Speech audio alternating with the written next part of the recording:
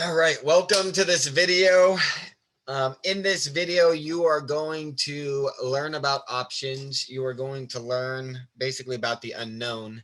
I've been spending 2 years of my life, and I started with $500,000 of investing into the options, thousands of different trades in the SPY mostly. Over 6 months, lost most of my money, and spent the rest of the last year and a half mastering options and trying to just fully understand them. And basically, the comprehension I have of options right now, I believe, can be applied to any symbol equally. And it will give you a better way of comparing one option to another, and comparing one company to another, and comparing the profitability of each individual play. And then once you decide on a company and you can decide on the movements with the knowledge that I share, you should be able to kind of locate exactly where you think the best option play is yourself. It should kind of be a natural process. Like, you don't have to be at the exact right strike, because within like 5 to 6 strikes of each other, if you're betting like at a far money away, they're all going to make a lot of money. So there's no wrong play. I mean, if you want to be precise about it, you can definitely get more accurate. But yeah, so I want to make this video. I wanted to make it before the market opens tomorrow, so that if you guys know anyone, you can share it with everyone you know, but also that people can, maybe if they've been thinking about investing with us, but haven't pulled the trigger yet, they can gain the knowledge themselves and the confidence themselves of why we're so confident we're going to make so much money when the stock price doesn't move that much in comparison to what the people buying the stocks want it to move. So, I mean, if you think that the people that have bought the stocks that didn't sell at 20, didn't sell at 15, didn't sell at 10, didn't sell at 5, didn't sell at 8, and every other price that they've been able to bounce this thing to, but you think that they'll sell before 40, like, maybe you're right. Maybe they'll all sell at 30, and maybe I'm totally wrong. But I mean, they all say they're holding to 2,000, and then the ones that come in and say you guys are crazy, they're saying 100 to 200, and I'm only asking for 40, and I'm cashing out almost everything before 40.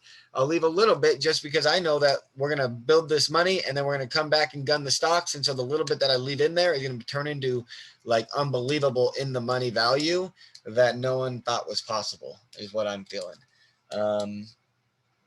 Oh, let me add one more thing to my notes before we get started. Let's do where? What was it that I just thought of? Crap, I just forgot it and I just thought of it. Oh no.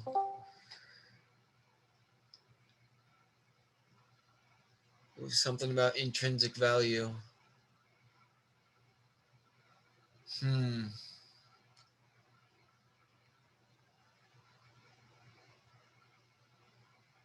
Frack. I should have just wrote it down. I was trying to find the place that I should put it, and then I forgot what it was. Oh well. All right.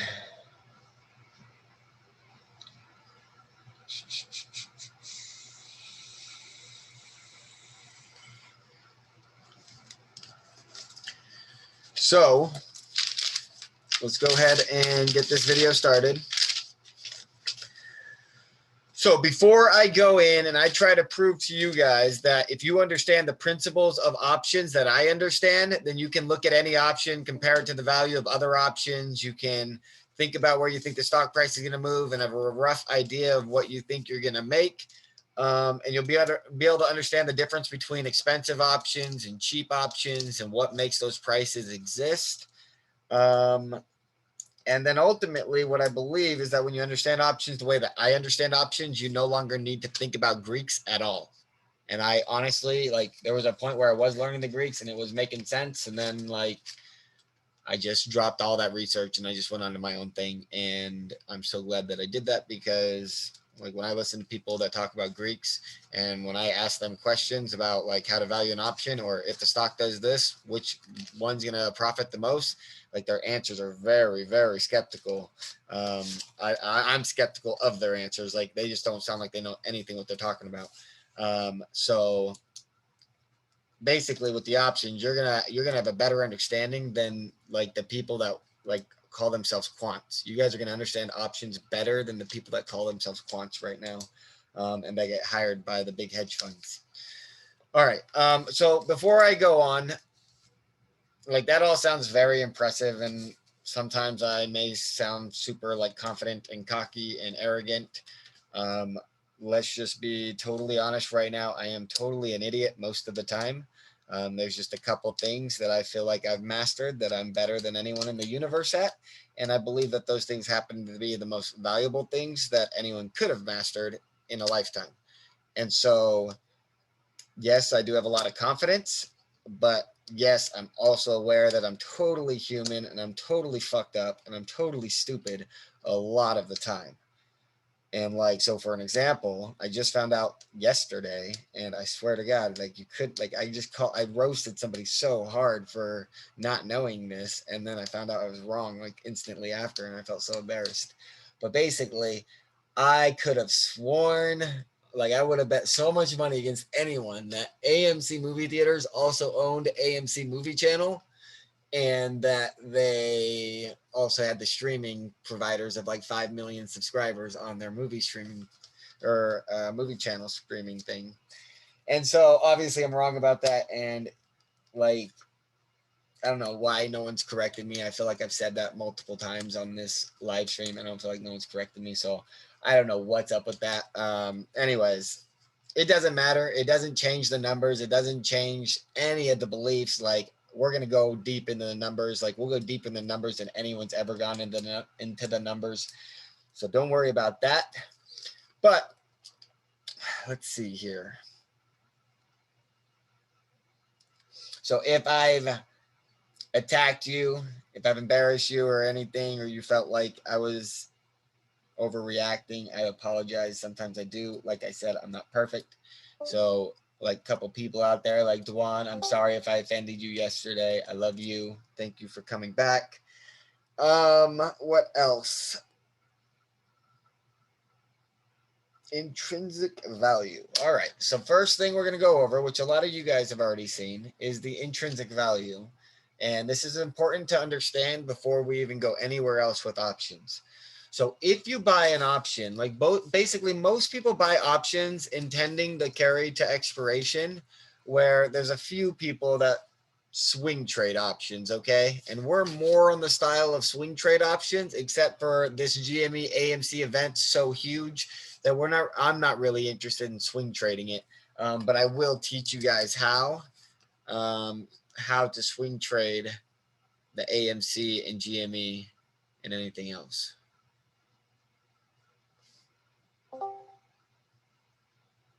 Okay. So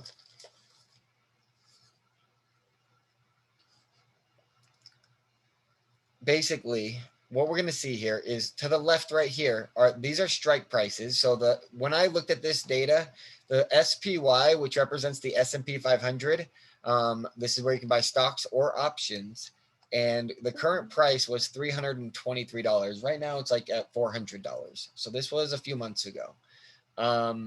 But basically the 324 strike and the 323 strike, in between that is right where the at the money price was. Okay. So the at the money price is 323 in this example.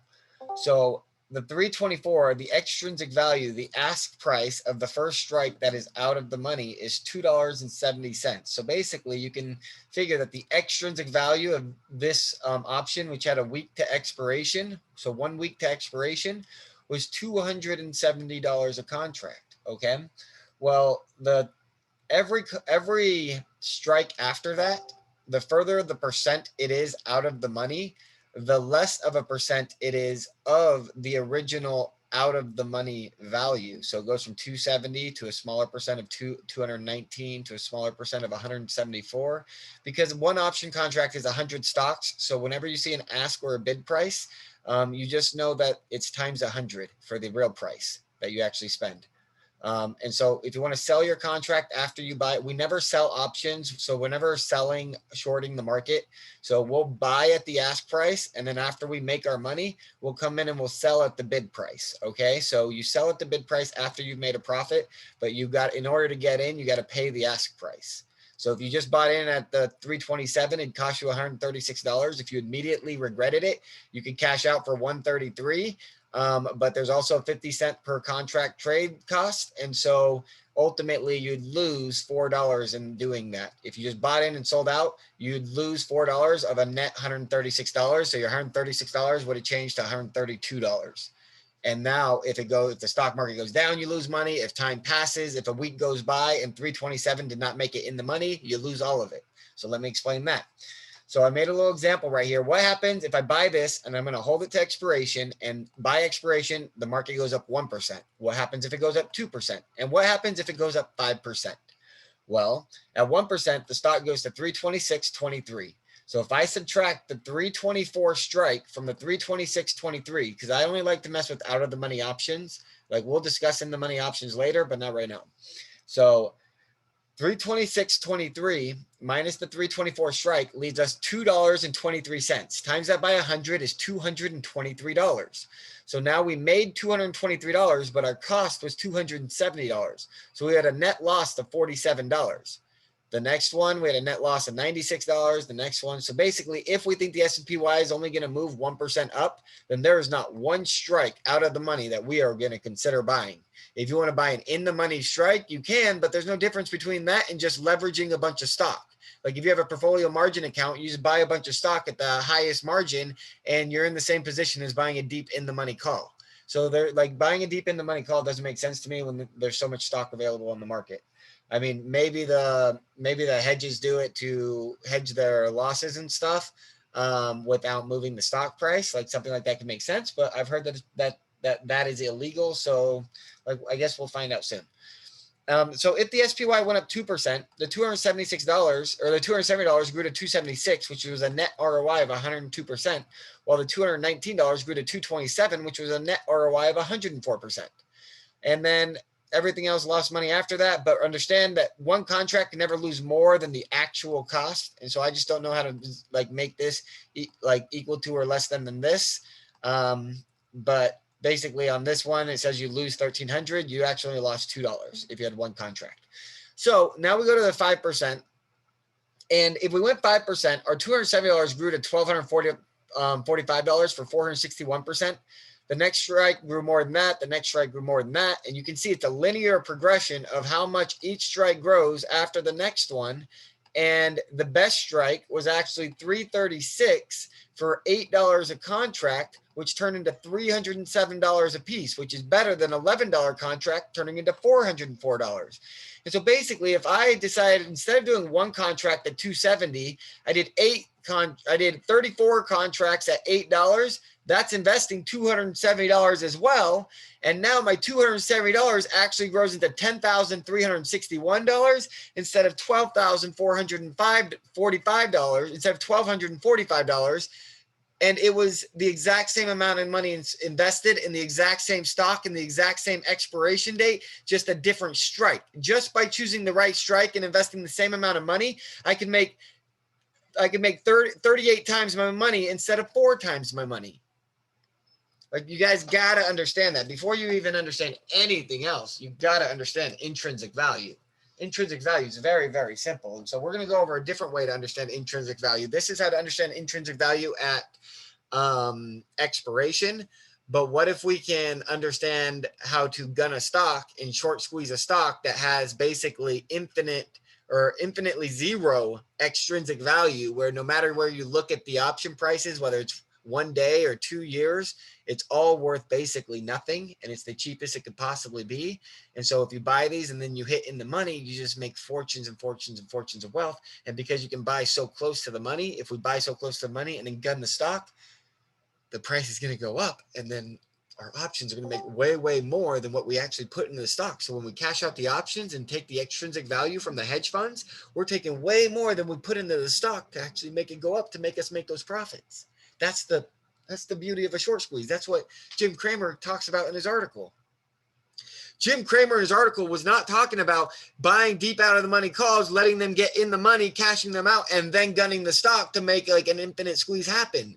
What he was talking about was buying 10% of your money into deep out of the money calls and then gunning the stock with 90% of your money and then cashing out your options for more than what you put into the stock.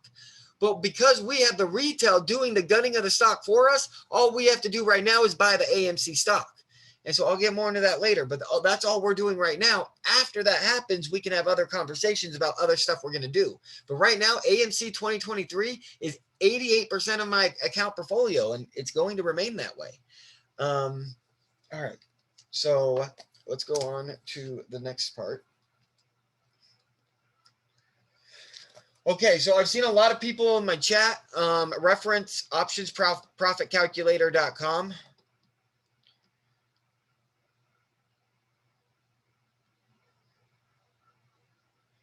So I will get copies to everything that I'm showing on here. I'll create a little link on all my Dropboxes or like my Google hard drive, and I'll create a little folder to give you guys access to it. But yes, so let's go to optionsprofitcalculator.com. So let's do this real quick. So this is AMC. This is 1 week to expiration. Okay. So this is 1 week to expiration. And if you bought the $10 strike for 58 cents a contract, or $58 after you used 100 times multiplier, and AMC goes to $40, you'll make 51 times on your money. Okay. 5,159% is 51.5x on your money. So if you put in $58, times that by 52, and you get $3,000. And so that's what this is saying. Okay. It's exactly what this is saying.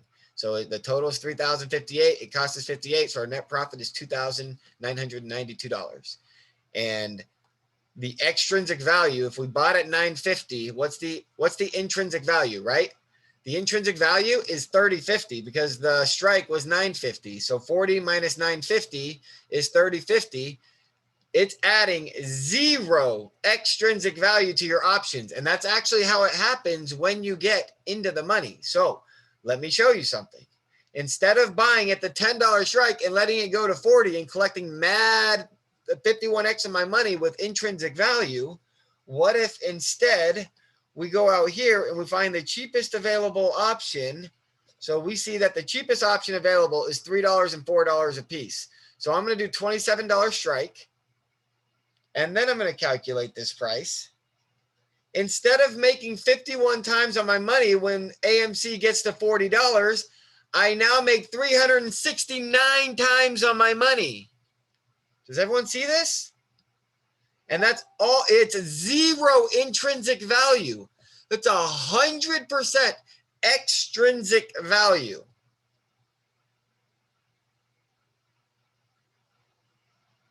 I'm going to cash out right there. I'm not waiting for this to expire, because look at this. Every day that it holds at 40, I go from $14.77 to $14.39 a contract, to $13.95 a contract, to $13.51 a contract, to $13.12 a contract, $12.96 a contract, and then I expire at $12.96 a contract of profit. Why wouldn't I just cash out at the $14.77? So I'm cashing out as early as possible once I get all my extrinsic value. Because check this out.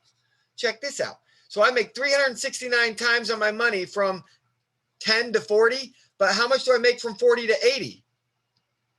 Anyone know that question? So I make from 10 to 40, I make 369x of my money. For that same amount of growth going up again, I make 4x on my money. If I would have just bought stock,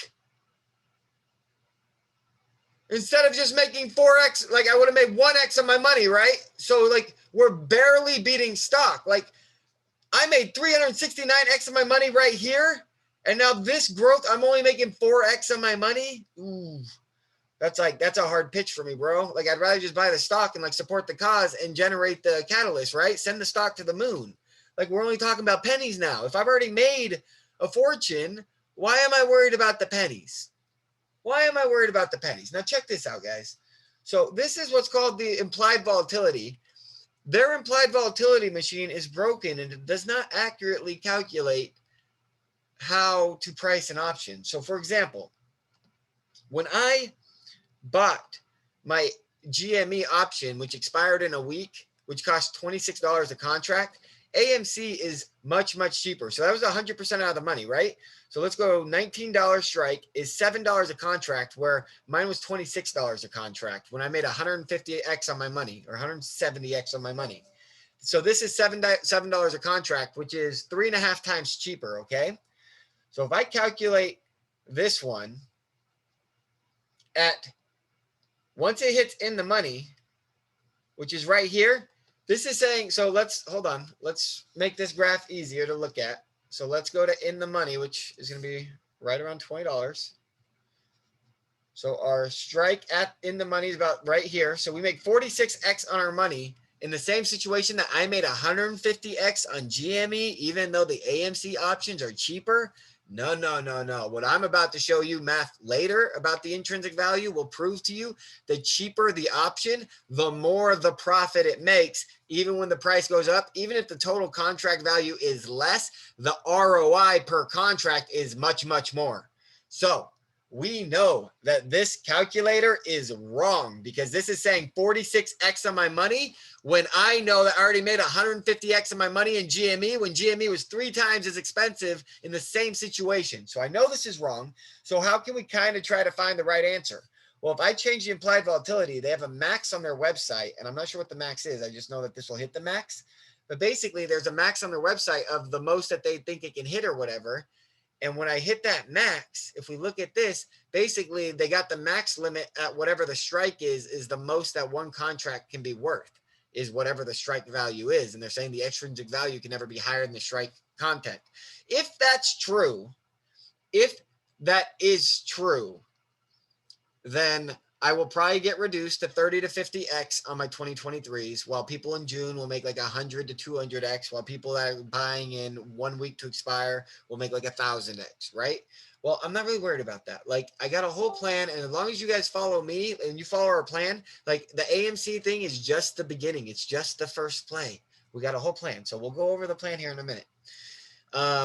And so I just want to show you that, but basically we proved that the automatic value that it calculates, because it was 3 times less potential than what my GME profits actually were, but they're 3 times cheaper. So it should be 3 times more potential. So basically it should be saying 500x, but instead it's like, it only shows 40 or 60x or whatever it was. And then when I max out their system, their maxed out system at least says 285x, which is at least double than what I got on the GME thing. You hear what I'm saying? So this is kind of like a way to, like, when I go over optionsprofitcalculator.com, I know this site is bogus. And like, basically I can do this site, like as soon as we make some money, or as soon as I get money behind me, regardless how I make the money, like I'm going all into building my own E-Trade and my own like optionsprofitcalculator.com. Like I want to solve this universe one day, right? And so if I show you guys this right here, this is pricing.racestocks.com. And if I go to SPY, I go to call, you can go to a lot of these hours. The short hours don't really work that well. For whatever reason, options data is very, very complicated, and we got like billions of records, so it takes a decent amount of time for like some of the things just kind of glitch out. I only like to search by IV right now, and this like 100 hours to expiration, I know exactly what data it's going to give me, and I know it's good and clean data. So like I just like to use this one, but you guys can go through, and most of the data is good and clean. As long as it spits out the data is good and clean. It's just not every hour has a lot of records, where this one has a ton of records, and so it's good to look at and kind of understand exactly how I want to price options, and exactly how I think options are priced, and why I think you guys will understand. And like I think this will make it easy for you guys, and you guys will be more comfortable with options and talking about options, telling people you invested in options, telling people you understand the risks of options, because you can never lose more than you invest when you're buying options. And so lots and lots of good things, guys. So I'm going to go to show all prices, and then I'm going to come down here and I'm going to hit all right here. Alrighty. And then the way that I always look at my things, and I talk to people about this when I'm going over my site, like I've tried to pitch people on like raising money and stuff, and I try to like teach them stuff thinking that will help them. It doesn't always help, but you guys will see that the strike price and the stock price are much, much different on all these records, but these guys are much, much more similar than any other two records that I own. These two right here, because they're both 0% diff from strike, because they both at one time, at the same time that I collected the record, one on one on July 20th and one on July 21st, there was 100 hours to expiration when I collected the record, and they both had an approximate IV of 0.2 and VIX of 2.5. And basically the VIX is the fear gauge of S&P 500, and the higher that goes, the higher option prices go. And same with implied volatility. And so the higher the VIX goes, the higher the implied volatility will go. And so basically, if you look, these two are the closest records you'll ever find. And we'll see that these two closest records you'll ever find, there is a window of $5.80 to $6.02 between the ask price, or $5.78 and $6 on the mid price, or $5.77 and $5.98 on the bid price, right? So like it kind of gives us a range of where we can imagine where the price is going to be if it ends up back in this situation. And the problem is that you can hit a 2472 VIX and a 0.2 IV 100 different ways. Okay, so basically, like I could go up 100% tomorrow, or I could go up 10% every day for 10 days, or I could go up 1% every day for 50 days. And all of those different ways you hit 100%, but in a different amount of time. And so all of those different ways of hitting 100% will set the option price at a different price, because the IV, somebody needs to mute their mic before I boot you. But the options price will,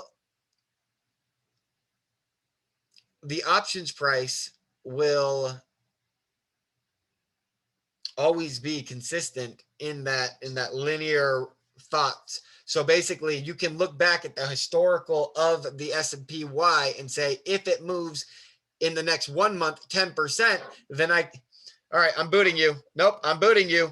You don't get to fucking listen to me and not fucking listen. Oh man.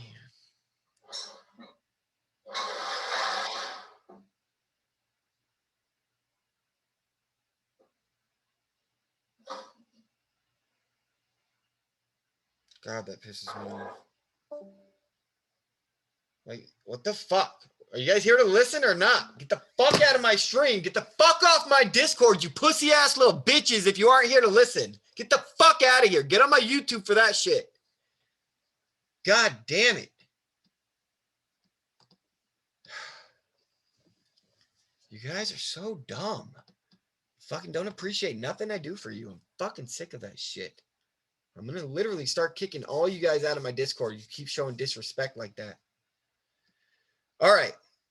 So the same thing applies. Like if you look through all this fucking shit, you'll see that this is 0.001% out of the money. This is, and then if we keep going, so this is going to be, this will be, so this is in decimal form. So this is 1% out of the money. This is 1.5% out of the money. So if we look at these three right here, we got a window of an ask price of 325 to 441. And so you can see that that's a pretty huge window, right? But if we look at the VIX and the IV, we got a 24 VIX right here, a 29 VIX right here. We got an 18 IV right here, a 22 IV right here. So it makes sense that this price is much higher than these prices, because we're much higher than those numbers. And I told you that these numbers also predict the increase of price in here.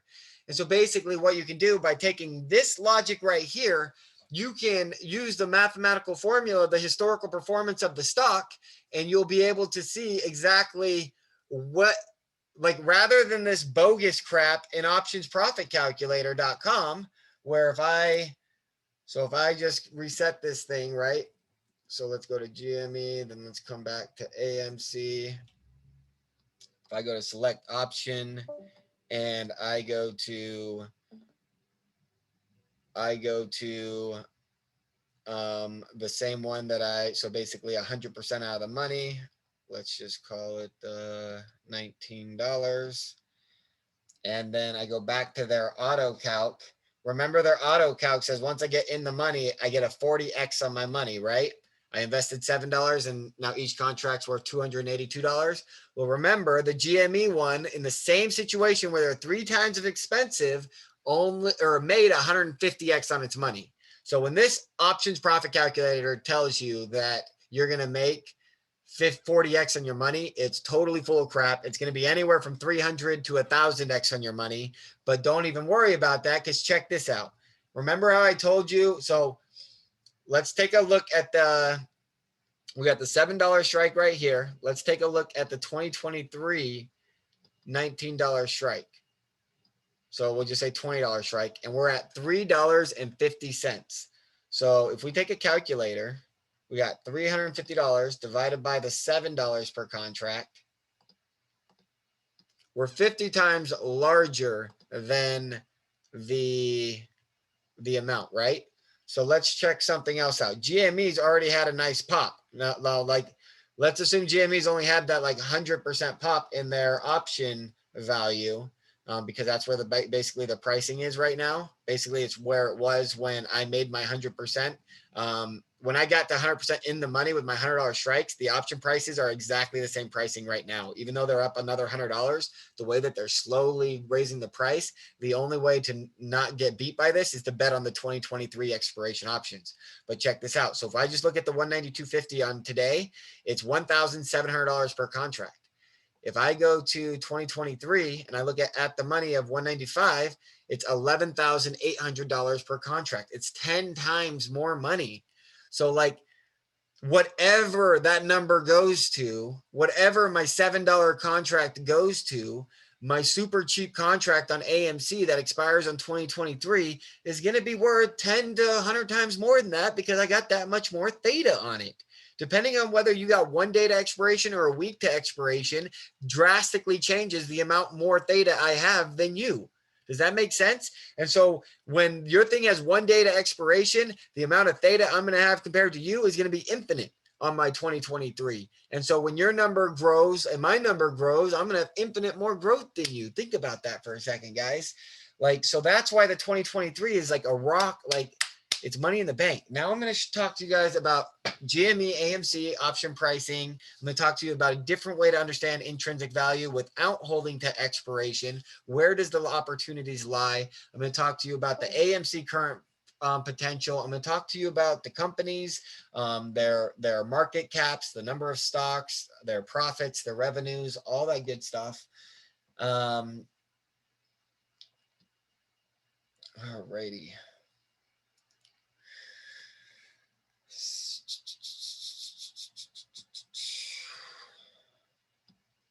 So what we are going to look at now is this guy right here. All right, I need some water. Hang on a second.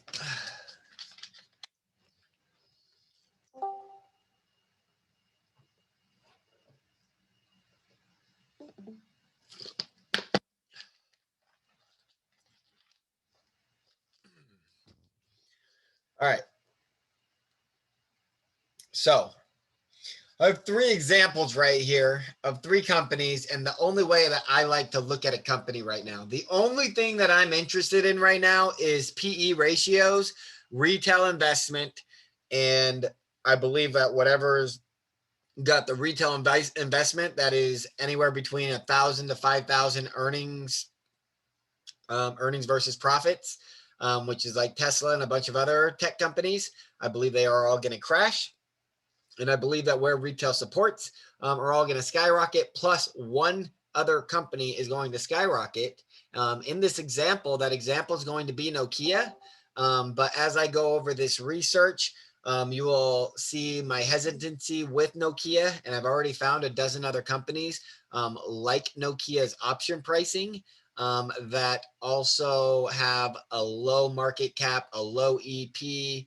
And so I'm doing a little bit of research to see if I put $1 million in a small company with, let's just say, $1 billion market cap versus $1 million into a large company like Tesla, do I get the same percent change in stock value? If the answer was yes, then like Nokia would be totally fine. But I got to do some research. And basically, by the end of this video, I'm going to be writing out an honor code on a Word document. It's going to be very simple, one-page thing. You answer 3 questions, and then you sign it and send it back to me. And basically, if you sign it and send it back to me and answer the questions, there will be one other video where I go over exactly what we're going to do. And then the only other thing is, and maybe I'll go over exactly, maybe there won't even be another video. But if nothing else, the one thing that it will get you is access to my Discord. I'm going to make my Discord private and boot anyone that doesn't fill it out. And basically, once we make our money on AMC, the people that are left in my Discord, I am hoping that you follow me on the rest of the plan. And so this is really going to help you understand how I feel about the rest of the plan, where my head's at. And if you like it, you can join me. If not, the YouTube will be for everyone, GME and AMC. The Discord will be for the people that want to basically start a retail hedge fund. Like, we are a retail hedge fund, right? If we get big banks, if we get money in the bank, like if AMC pays tendies, then yeah, we are the hedge fund. So that's where my head's at. And let's go ahead and begin on the research. So GME currently has a rough market cap of $13.45 billion. Their current revenue of last year was $7 billion. Let's be generous and say $1 billion of profit, which gives an EP ratio of 13.45. Does that make sense? So if they profited 1 billion of their 7 billion, which I know it was actually less, but let's assume that on their best year they will. And I like to base a company off what I think their best year could be based off their historicals, not what I think their worst year is during COVID. Like, anyone that bases a company off COVID, I think is completely moronic. And I don't want to deal with those people. So basically, if I do 1 billion and I times it by 13.45, I get 13.45 billion, which is the total value of all the 70 million shares times the current stock price of 192. Okay. Before COVID, or before the January boom, the highest GameStop ever hit was 55. The low was 2. That might actually be different in the year 2000. I probably only went back like 5 years, but I'm talking about the last 5 or 6 years. GameStop has a high of 55.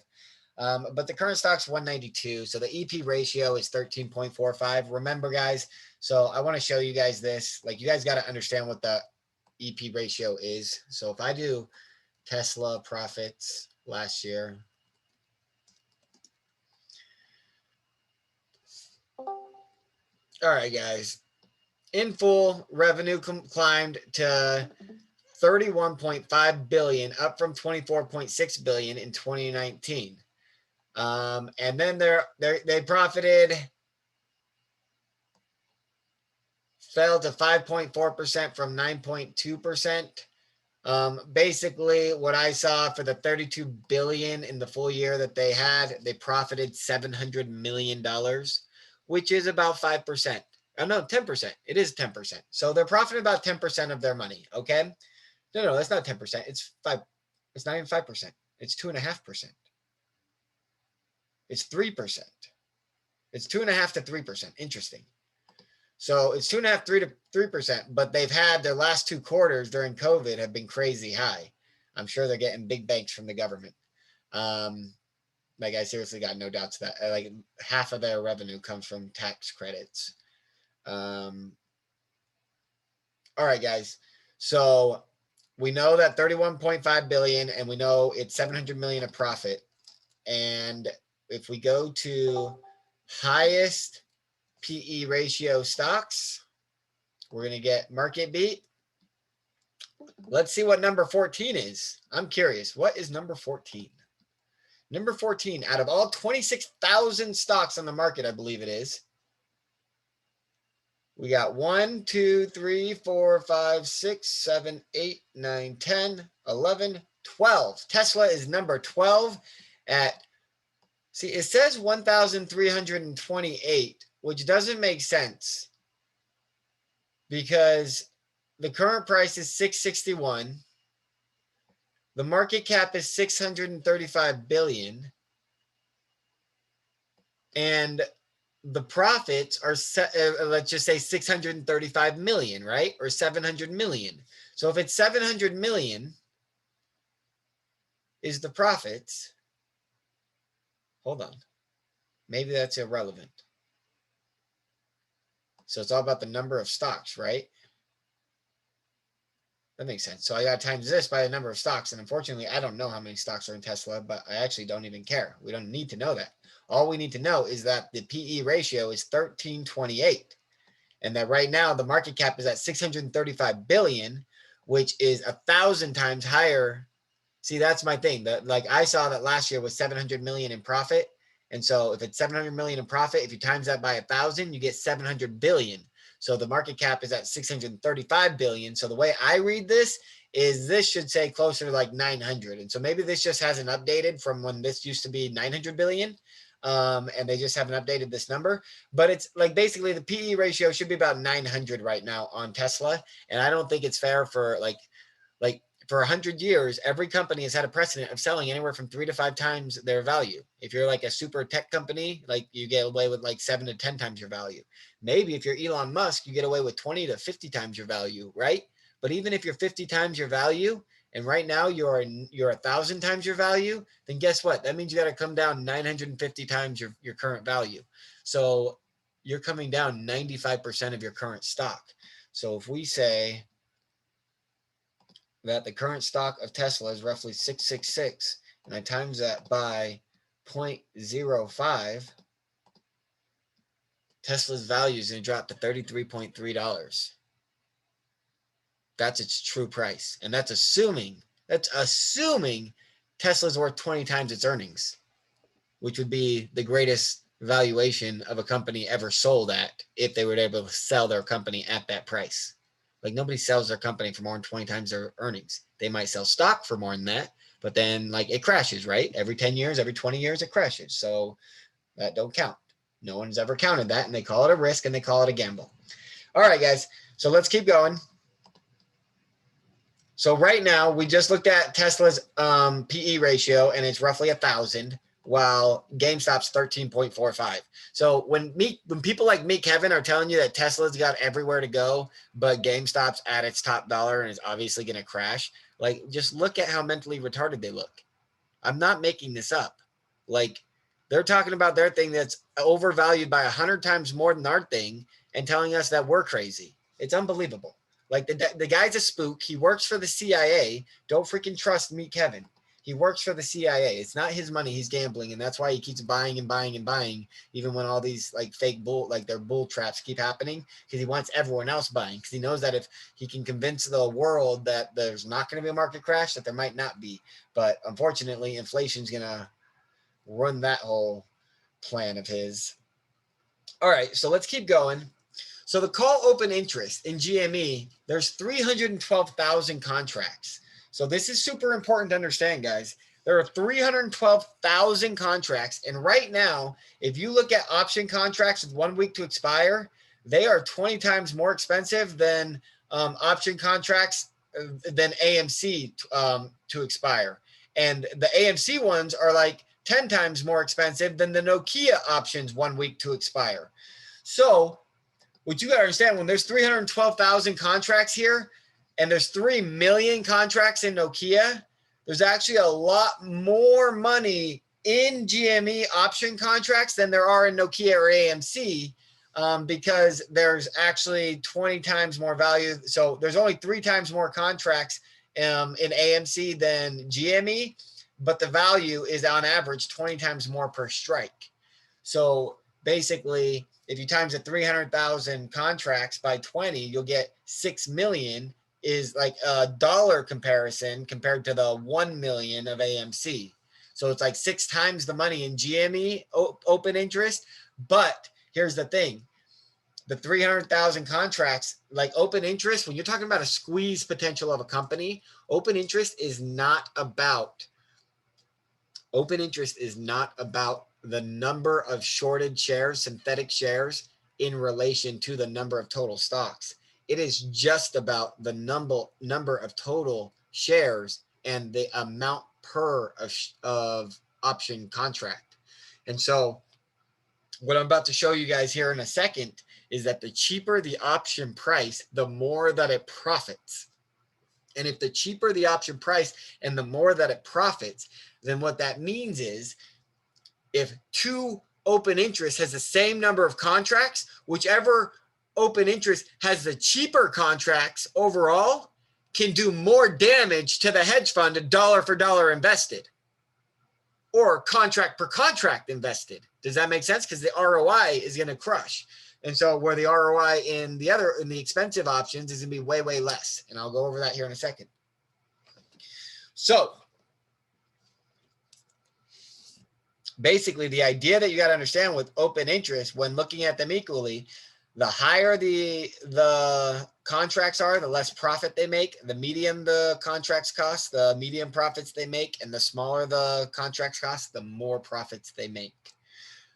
So I went and I collected some information last week on GME and AMC and Nokia, just 3 different companies, okay? Basically, I found several companies that match in Nokia with low current stock price, high open interest contracts, extremely cheap, like the cheapest possible option. A contract can never be worth less than 0.01 or $1. And after your fee, the cheapest you can ever buy any option contract on the entire market is $1.50. A lot of symbols never even allow it that cheap. And like the cheapest is $10.50. But Nokia is one of those ones that's $1.50. And so that's why I'm showing it as an example. The only thing that I'll say about Nokia is that there are 4 billion shares in the market, where there's only 400 million shares in AMC and there's only 70 million shares in GME. And so we are going to do some research to find out if this 4 billion shares makes it harder to squeeze. And if it is, then Nokia will not be the stock that I squeeze. And I will have to let you guys know of one of the other symbols I've been researching. And that will only be provided to people that sign the honor contract, the honor code. All righty. So I looked up, like, in times of the company's stress and in times of booming, what are their low and high market caps? GME's been at low as 300 million. So when you compare that to their current market cap, they're 60 times higher than that. The high market cap is 20 billion. So they're about half of that right now. And that was when they went to $483 a share back in January. AMC has a 400 million market cap, or as a low, 6 billion is a high, current market cap of 4 billion. And so their stock price was at a high of 37. Their low was $1.83. They're only 10x where what their low was. They're only 10x above the low, and where GME is 60x above the low. And so basically, if you look at if you thought AMC and GME were going to do the same thing and you think GME might be at their top or close to, or like they're eventually going to get the same price, then by buying an AMC, you'll make 6 times more profit if AMC and GME ended up at the same time, at the same price. I'm not saying it's going to happen. I personally believe GME will end up at a higher price, but we're talking about options right now, and we're talking about just the next 300% ROI is I want to make as much profit as possible. After that is when I will buy a lot of stock in GME and AMC, and potentially Nokia or a different company that I want to own and squeeze before I do the gunning of the stock of AMC and GME. And so if we look at Nokia, they got 4 billion shares. Their historic high was $60 a share. Their historic low, which was recently, was $2.50 a share. They're currently at $4 a share. Their open interest is 3 million contracts. Their contracts are the cheapest imaginable contracts. The low market cap was 15 billion. Their high market cap has been, it's actually 250 billion back in the year 2000. And their current market cap is 24 billion. So they're about twice as high as the low that they hit. Earnings high was 7 billion. Earnings low was 5 billion. Earnings average was 60 billion. I believe that this is inaccurate. I believe this was revenue. And so their revenue is actually closer to GME's. And so when you guys see earnings right there, just know that I meant revenue. And this was actually 4 billion. So don't worry about the earnings very much. We already kind of went over that up here with the market caps and everything. And then the assumed held profits. And so basically, I believe that about $750 million went into GME from the retail from the time that it hit its bottom all the way to January. And then I believe that a lot of people got in before January and that they're up a mad amount of money. And when I look at the cash outs, I believe that there's probably about $10 billion in profits between like DFV type people and all of his followers that haven't cashed out most of their funds, or at least not half of their funds. And so I believe that GME has the most retail support right now, just because the profits are still holding on and they want to see how high it can go. I believe that AMC has the most actual retail support of $2 billion that has been put in and not taken out after it was put in. And I believe that they've also probably got about another $2 billion in profits that's still being held from retail support that bought in when it was as low as $1.83. And then I also believe that Nokia has about 100 to 200 million, which is not very much. And basically in January, they got billions, but then it all sold out immediately after when they started like halting the market and stuff. So basically, I assume that there's no profits in Nokia right now. And that anyone that made profits when it did spike a little bit from $2 to $6 probably cashed out already. And that's okay, because whether it's Nokia or a different company, we're going to squeeze a company, and that is super cheap options. And yeah. All right. So now that we've talked about basically all the data, let's talk about this real quick. So when I talk about intrinsic value earlier, I showed you guys how a different strike on the same expiration could profit more money, a much more money, if you have an idea of how much the stock price is in a move by time expiration happens. But now I want to show you how to maximize the cheapest possible contracts in the market into its maximum earning potential through a short squeeze, through intrinsic value, but not holding until expiration neither. And these ones you actually could exercise because all of your value is basically going to be intrinsic value. So here's the thing, guys. Let me go over this real quick. It's actually super important.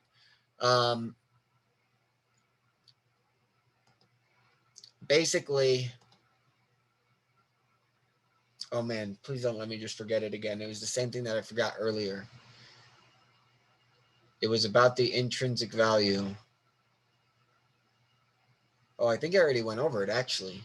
I showed you guys how I can make like the 500x going to in the money, but then the next in the money profits is only 4x. And so I did show you guys that. So you guys should already have a good idea of what that means. And so typically I don't like to hold my options. Like typically everything I've talked to you guys about options with AMC and stuff, we're going to be cashing out the extrinsic value. But when we go squeeze squeeze another company with those profits, like Nokia, for example, it could be, we'll see what happens. Basically what we see is that on the 1 week to expire, okay, so on the 1 week to expire, $690 strike, which is roughly 300% out of the money. Each contract is $40 after you do the 100 times multiplier. The 1 week to expire out of the money contract for $29 strike, which is about 300% out of the money, is $4 a contract after the 100 times multiplier. A 1 week out of the money expire, 20% out of the money, not 300%, 20% out of the money is $1 a contract. You can go look at Nokia's next expiration day right now, April 9th, and you will see that it's $1 a contract for the $5 strike. Obviously, if we start buying contracts, it's going to push it up to $2, $3, $4, $5. But anywhere between that $1 to $5 range is quite amazing when you're going to squeeze it and you know the squeeze is going to happen because we're bringing in our own volume as if we were the hedge fund. And so it's quite amazing what's going to happen. And so check out this math, guys. if I buy at the $4 strike or if I buy at the $5 strike on Nokia, a $6 contract or a $1 contract, including the 50-cent cost, and if the $4 strike goes into the money to $8, or if the $5 strike goes into the money to $8, which one makes more money and why, and how do we mathematically count the intrinsic value? Oh, that was the one thing I wanted to show you guys. Okay. So I didn't go over that very well. I'm going to do it well this time, okay? So that makes sense. So if I go to AMC, I go to select option, I go to 1 week, and then I go to, let's just say this guy, select, oops, okay. And then I go to calculate. All right. So what I want to show you guys is this gets in the money at $27, right? Let me show you at $35, or no, we'll just say $40. Okay. So at $27, you've made 142 times on your money. Sorry, 127 times on your money at $27, 127 times on your money. Each $4 contract is turned into $500. Now, we know it's going to be more than that. We know that their thing undervalues and all that good stuff. So don't worry about that for now. But let's just focus on what the numbers are saying. So we know that, right? We've made, like basically with zero intrinsic value, we've made a lot of money, 100 times our money, right? The next $27 to $40, we only 3x that money, which is a lot. So now we're at 300x our money. But let's calculate this real quick. How much intrinsic value do we have? The intrinsic value we have is from 27 to 40, that'd be about $13, right? $13 of intrinsic value. This is saying that you're going to have $14.79 of total value. So you have $1.79 of extrinsic value. Well, what was our extrinsic value at 27? It wasn't no $1.79, it was $5.11. So by letting it go in the money, they take your intrinsic value. So your intrinsic value dropped from $5.11 to $1.79 because as you get more and more intrinsic value, they depreciate and depreciate your extrinsic value. So I told you guys I'm going to teach you how to swing trade AMC if you don't want to just be patient and then you think they're going to keep halting the stock. You think it's going to go up and down, up and down, up and down. This is how you swing trade AMC. You come to the 2023. Now, I put all my money on the $40 strike. I'm happy here. I bought in my average contract for 374 contracts is $310 a piece. I've lost 33% of what I've invested into here. I'm happy. I'm going to hold it. I'm not selling these until it hits 40. I might sell 5% between 25 and 30, but just to get my cost basis back. But I'm not selling the majority of my funds until it hits 40. And so here's the thing. If you want to play it differently, what you got to understand is that when AMC goes to 20, the $20 strike on the 2023 is going to make more X's on your money than my $40 strike. That's why I'm not closing at the $40 strike. So if you want to come in and put 50% of your money on the $40 strike, just in case it all happens in 1 second, but then put 50% of your money on the $20 strike, and the second it hits 20, cash it all out, and then load it up on the 30, and then the second it hits 30, cash it all out, and then load it up on the 40, or if it goes to 20, cash it all out. If they halt the stock, let it drop back down to 10, then throw all your profits and everything else back into $20 a strike again when it's back to 350. Does that make sense? And so if you want to swing trade it, put some of your money on the $40 strike, put the rest of your money on the 20, and every time it hits, cash out most of your money, either let it drop again or move the money down to the next lower strikes. Because if it goes to 20 and I put all my money on the 20 and then it goes to 30 and I already put all my money on the 30 and then I cash out there and I put all my money on the 40 and then it goes to 40, instead of making 200 to 300x on my $40 strikes, once it finally hits 40, I would have made 1,000 to 2,000x by following all the way down. But here's the thing. If you put in the 20x and then they go to 20 and then you cash out and you try to move the 30x, but it goes straight to 40 and you cashed out and you didn't get a hold to 40 and you didn't get back in time, like you just lost like you're not even gonna make more than 20x, bro. Like you only get 20x in your money. So I would rather take the what I feel like is a guaranteed win at the $40 strike of like anywhere from 50 to 200x. Like I just want my 50 to 200x, and then me and my posse that like the real followers that are understand what I'm saying, we're gonna go freaking short squeeze another freaking stock, and then we're gonna go gun AMC and GME. So I thought that was really important to understand that as you get more intrinsic value, they take away more of your extrinsic value. So for me, it makes the most sense to cash out all my extrinsic value and bet on a deeper strike, or forget about options and finally like focus on just gunning the common stock once we have enough money to do that. Does that make sense? So I hope that makes a lot of sense. All right, guys. So let's finish what we were talking about. All right, guys. So back to the $6 contract and the $1 contract. So each contract is $6.50. My $4 contract went into $8. So there's $4 of intrinsic value. For every $1 of intrinsic value, I 15x my money. So remember, we got to do that 100 times multiplier. So every $1 is actually $100, right? But because it's that 50-cent cost price, basically, every $100 you have, you can buy in 15 contracts. That's what I'm trying to say. So every $100 you have, because they're $650 or $6.50 a piece, you can ultimately buy $15 per contract for every $100. Every $100 you have is going to grow by 61x for every $1 in the money that it grows. So when $4 goes to $5, you're now $1 in the money. Your $6.50 intrinsic value has now grown to 61x. And so basically, because we have $4 of intrinsic value,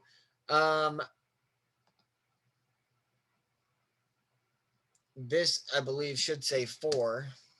You get 246x on your $600 investment, would be a 40x on your money, or $22,000.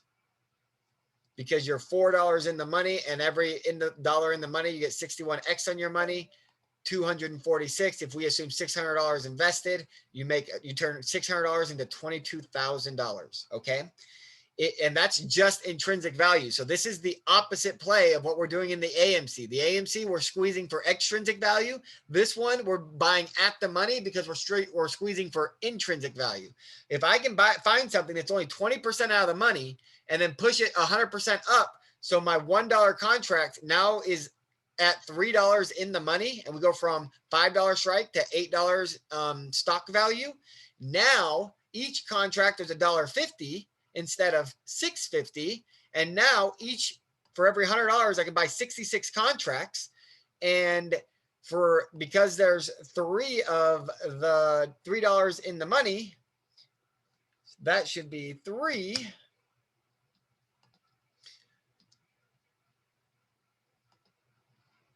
Oh, no.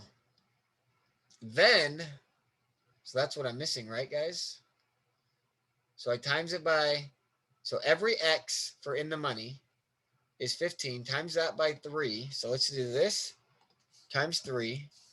Oops. So I get 46X for the, oh, no, sorry, this is 4 because it's $4 in the money. So I get 61X on my money, which I already have right here, for just the intrinsic value. And now I want to invest $600 instead. So it'd be this times 6, because this was for every $100. And so we times that by 6. So we get that. And then this would also be times 6 because we've already calculated.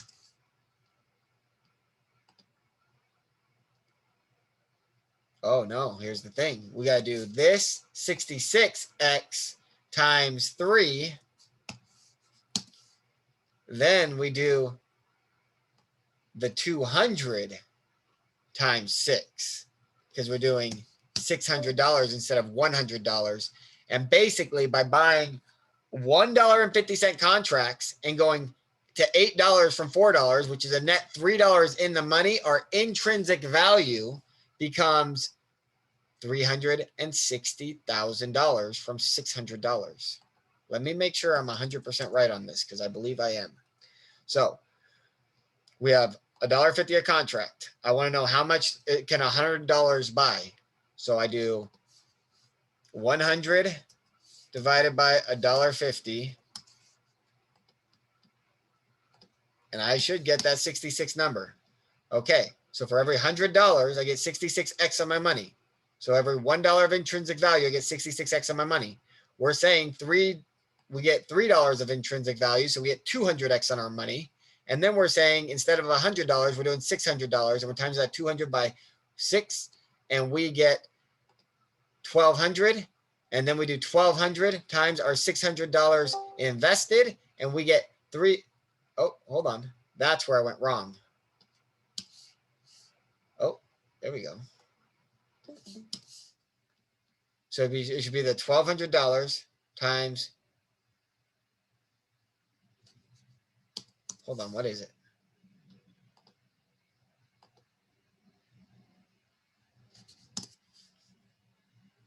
$1,200 times 100 for options. Is that what I did up here for the 33,000? Why did I do 90? That's weird. All right, let me do the math on this one more time. Like, guys, this is a learning process. Like, I'm doing all this like live. Like, you guys hopefully have good questions for me if this isn't making sense, but it should make a lot of sense. Like, this math isn't that confusing, and I'm just being an airhead today. So on this one, we had $6 a contract, which ends up being $6.50 a contract. We know for $100, we could buy 15 contracts, but we want to invest $600. So we can buy 61 contracts. If our 61 contracts hits $4 in the money,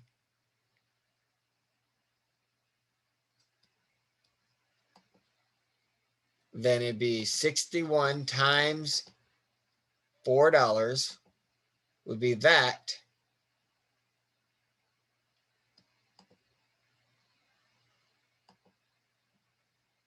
Because that's counting. So this 61's counting the 4. Then we times the 61 by 6 because we're doing it 6 times because we did $600 instead of $100. And now you just times this number by 100 and you get this number for an option contract. That makes perfect sense, which is ultimately a net ROI. Okay, so instead of 369x, we're getting about 4 times a better deal, and we're getting 1,200x, times that by 100, and we get 120,000. So if we figure out what is my actual earning ROI, it's old price minus, no, it's new price minus old price divided by old price is the formula for ROI.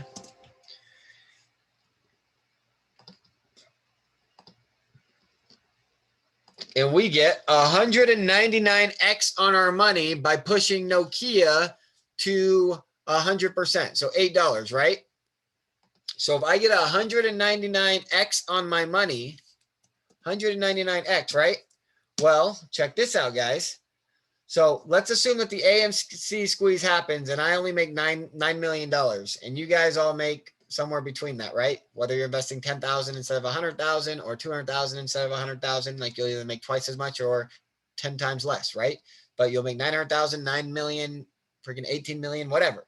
We're going to cash out 90% of it. Oh, so no, I assumed I make 10 million. I'm going to cash out 90% of it for 9 million. 4.5 million going straight to my family, myself, my house, all the good things, right? The other 4.5 million, we're like the other 50% of the 90% that we cash out, you guys are going to join me in the squeeze. Okay. And let's assume that it's Nokia right now. Basically, I'm going to come in and I'm going to put 10% of my $450,000 into that $1.50 contract. So in best case scenario, I can get 300,000 contracts. But after like they go up and double in price, I'll probably end up with like 100,000 contracts for my 450,000 I put in there. Now you guys all got your contracts, which is equal. So you have $40,000 contracts or $4,000 worth of contracts, all depending on how much you bought. And now we have our other 90% and of the 4 million plus all your guys's. Like I want to see this be at least 100 million for me to know that we're going to at least hit $8. Okay. If this isn't 100 million, I don't think like it's probably got to be at least 250 million. Our whole combined nest egg needs to be at least 250 million, I think. So we'll like, we're all like, it depends if I can find a smaller company that would require less volume. Like, I'm still doing some research. So we got $4 million right here that I'm getting the stock with. All your guys added it together. Let's just say it's 250 million. Well, I put my contracts in over here at the 100,000 or whatever. Basically, if it goes, let's assume that the $6 price, we're making 60x on our money. So if it goes to $8, our 10% value. So 0.1. So this equals 0.1 times 60. We get 6. So if I put in 4.5 million total into Nokia and we gunned it to $8 a stock, first off, all the money that I put in, my $4.5 million, should be worth about $8 million now. Maybe a little bit more, because like some of my contracts are going to be bought at $5, some will be bought at $6, some will be bought at $7. So let's just assume that my 4.5 million almost doubles in investment to 8 million. I mean, let's be conservative and just say 6 million. I don't really care. I'm down to lose all 6 million because our option value, when it goes to, so this is when the stock price is at $8, our option value has turned into 6x over the 4.5 million. And so basically I just made 25 million from the hedgies bank accounts. So I'm going to cash out 100% of this 25 million. And I'm probably just going to leave my stock in there, my 6 million, because I basically got it for free now. And I'm just going to leave the Nokia in there. And hopefully like you and all of us own enough Nokia that can be our technology company when we start our own cell phone companies, when we start our own Facebooks, when we start our own everything, to freaking get rid of the establishment, you know? And so that's like the idea behind the squeeze, guys. I hope that all makes sense. That's where my head's at. I don't know exactly how this is all going to play out. Like, I got some GME options and some AMC 2023 options, both GME and AMC. GME 950 strike. Let me show you my bank account real quick. So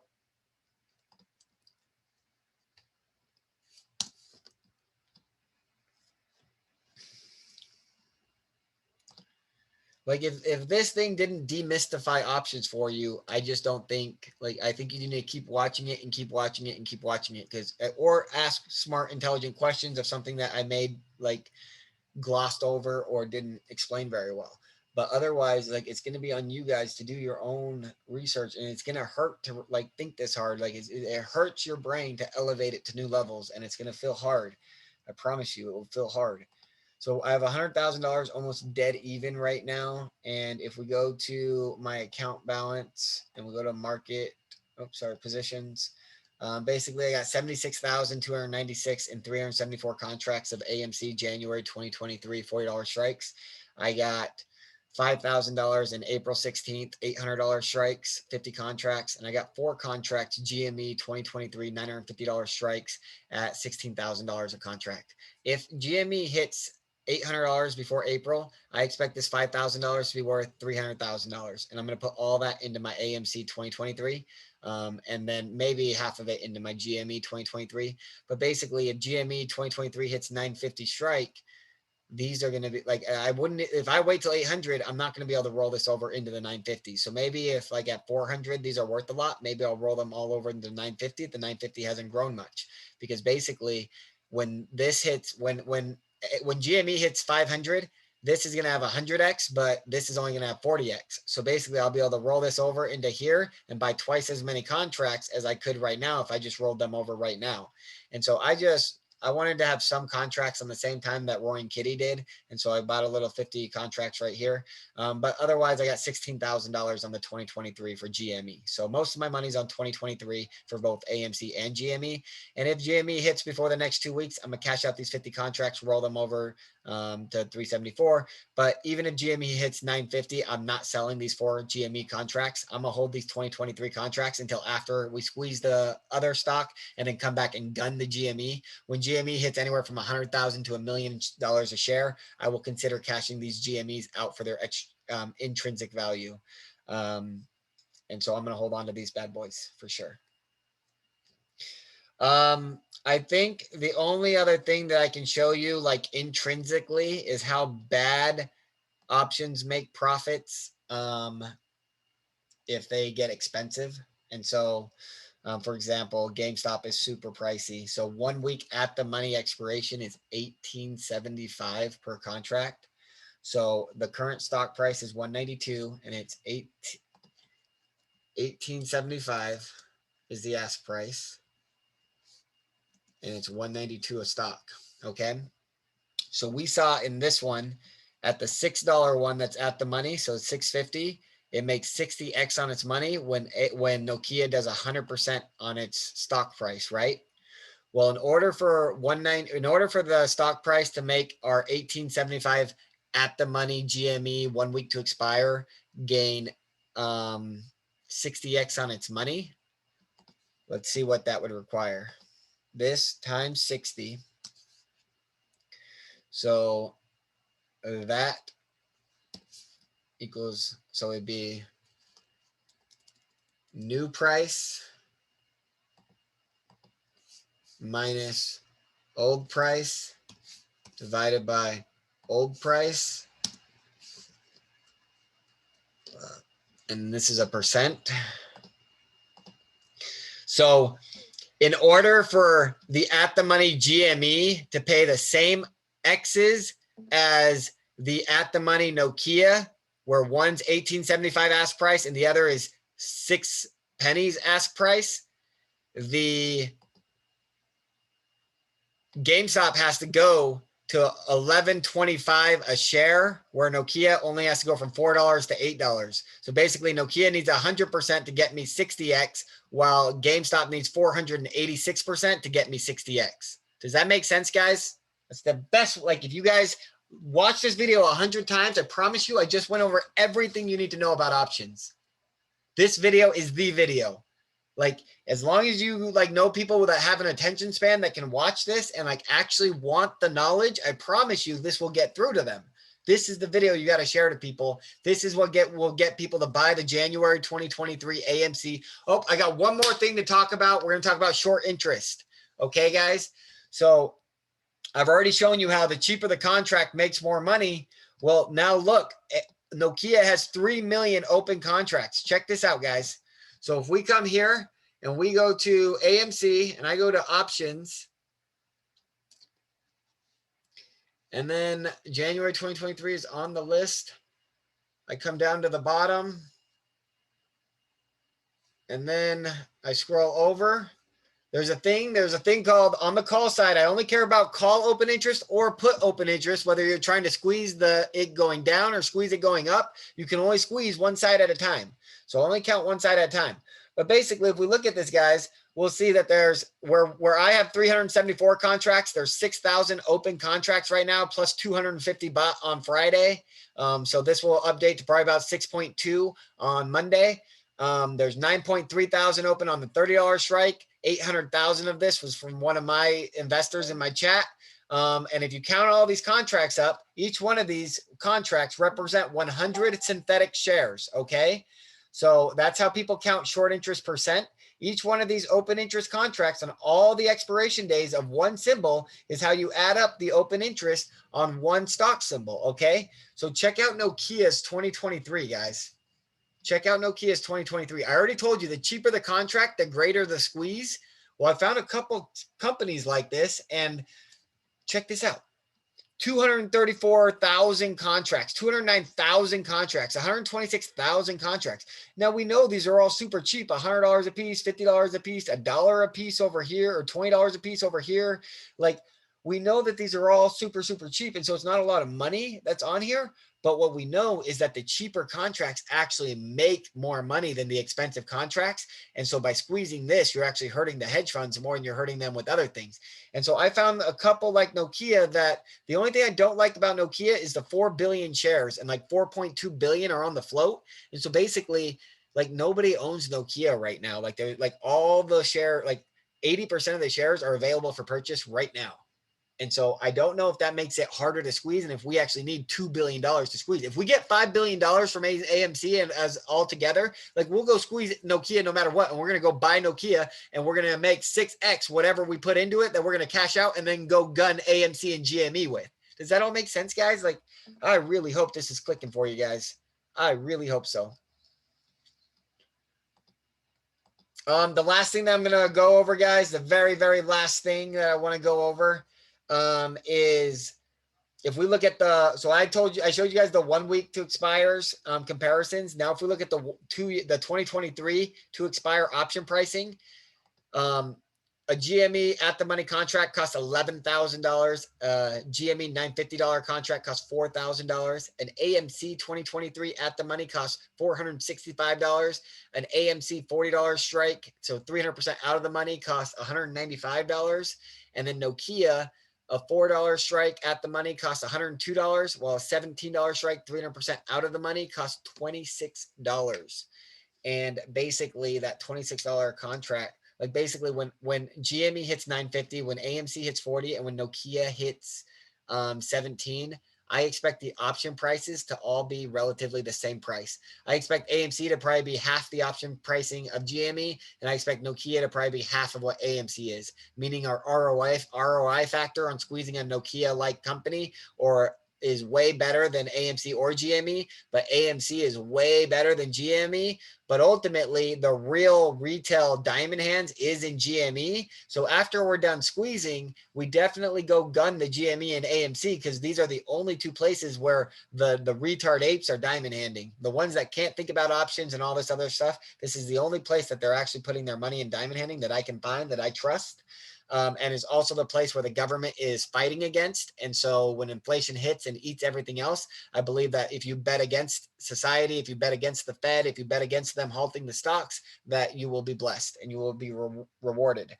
What else? What else? What else?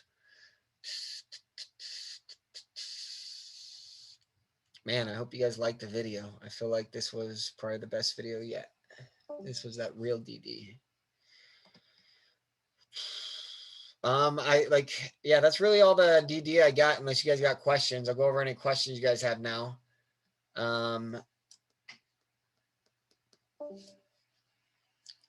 Then after this, I'm going to go over the honor code stuff. And the honor code will be the only way to remain in my Discord and hear the message of which company I'm actually going to squeeze and when I'm going to squeeze it.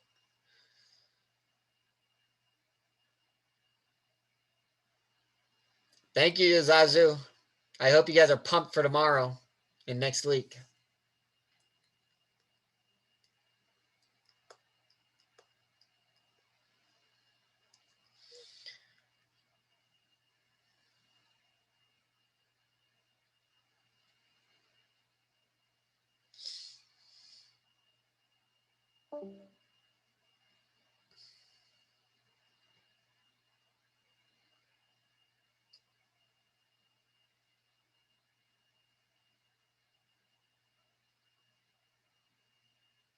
Sale maker, the market is designed to be liquid. If you do a market order, you will always be filled. The Fed will buy your contracts.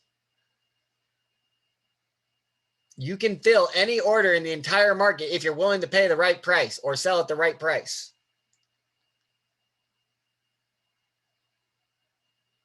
And believe me, the price will be more than enough of what you're needing.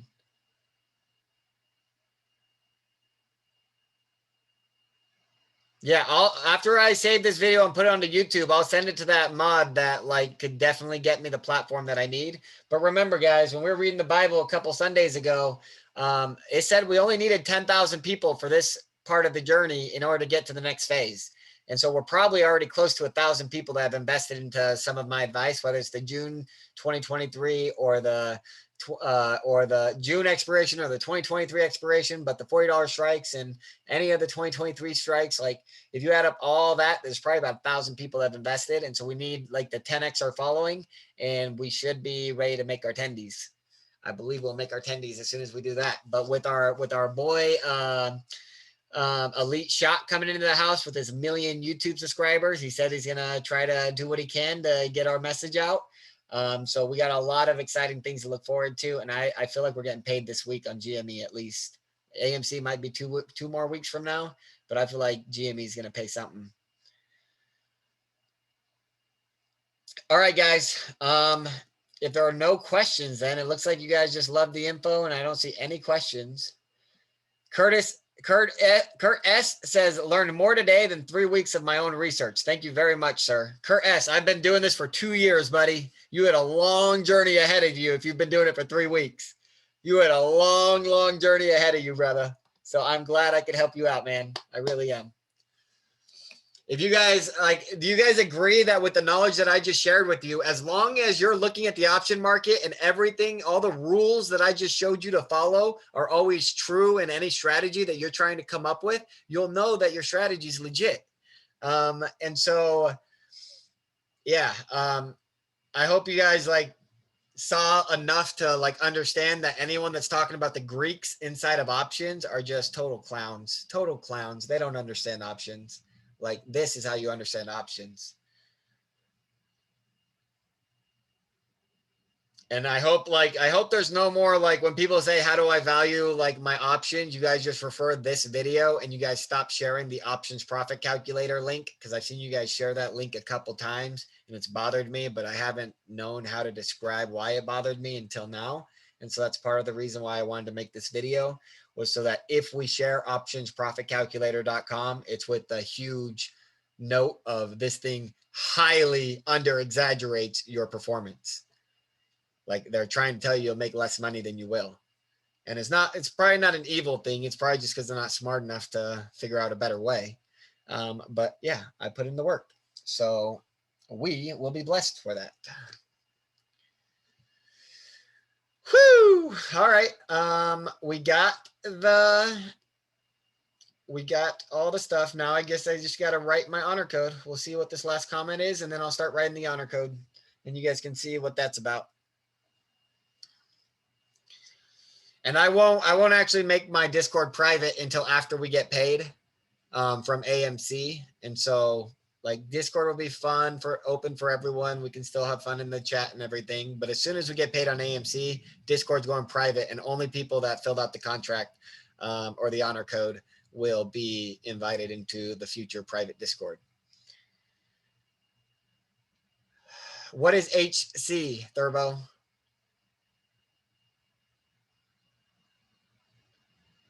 I'm just going to post a link on my Dropbox and share a link with you guys, and you guys will have to print it out and sign it, or just I don't need, it doesn't need to be fancy.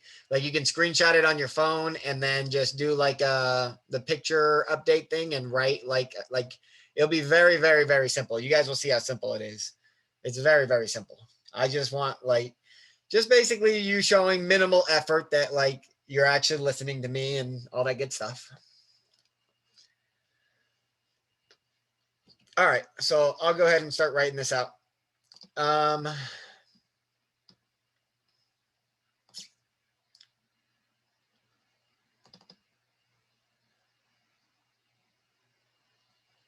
right, file, save as, desktop, honor code. First name, last name.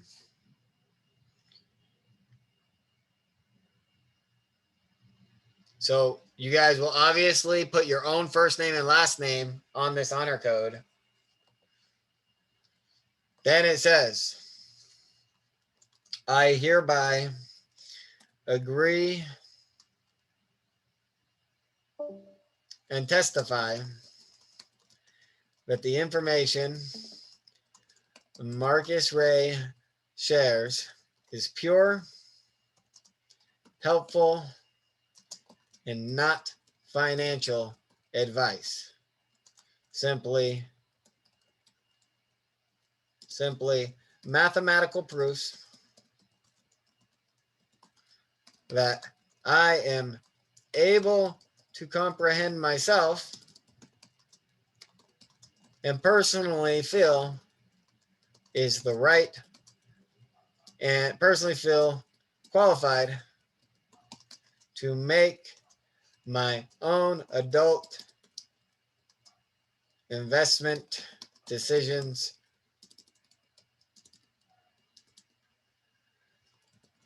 myself.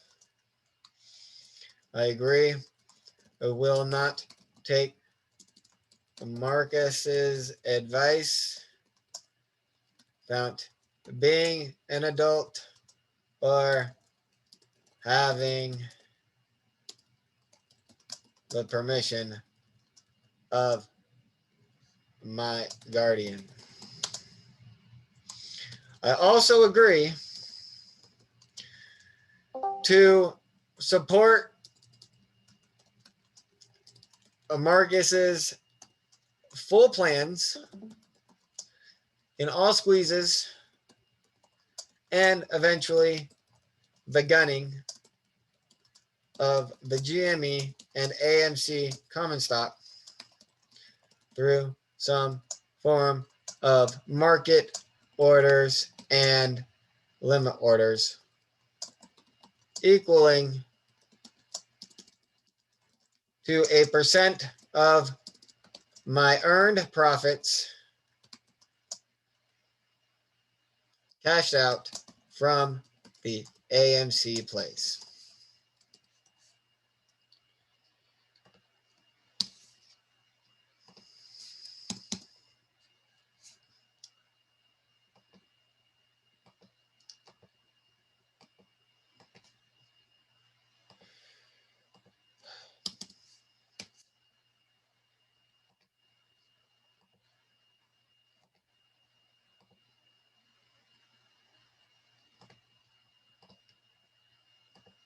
Signed,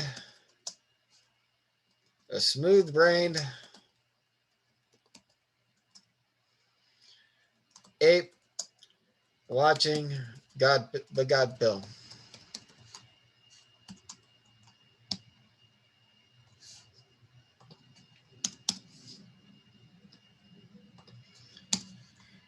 Print name.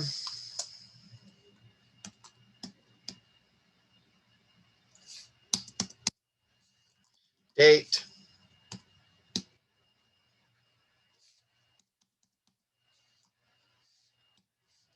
And then the last thing will be percent of account willing to risk to the end.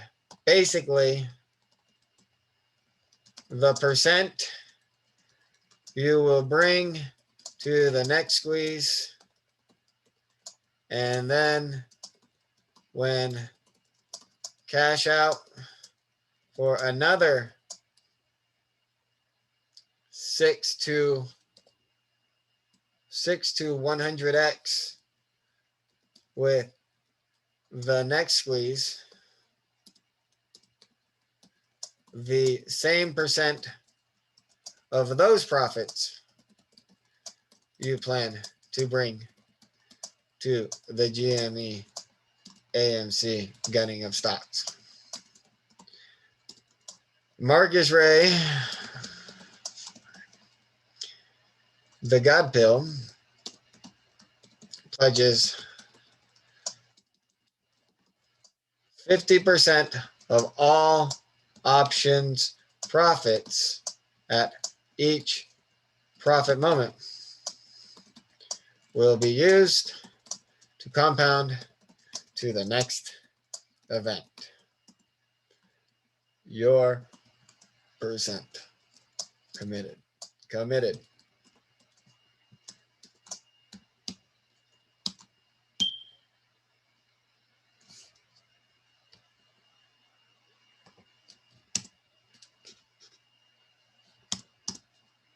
All right, guys. What do you think of my honor code?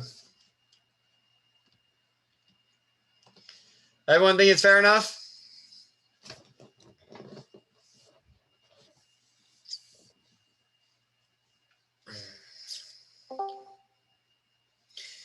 If you are in it to win it, you must be willing to sign that honor code. Otherwise, you can enjoy my YouTube channel as much as you like, because that is for everybody. But this Discord will be eventually, after we make money on AMC, this Discord will only be for people who have signed the honor code. All righty. Guys, I believe that is all I have to say. Are there any final things before I hang up and we just celebrate on Monday when we start making some tendies? Anything else that I'm missing, guys? Any questions?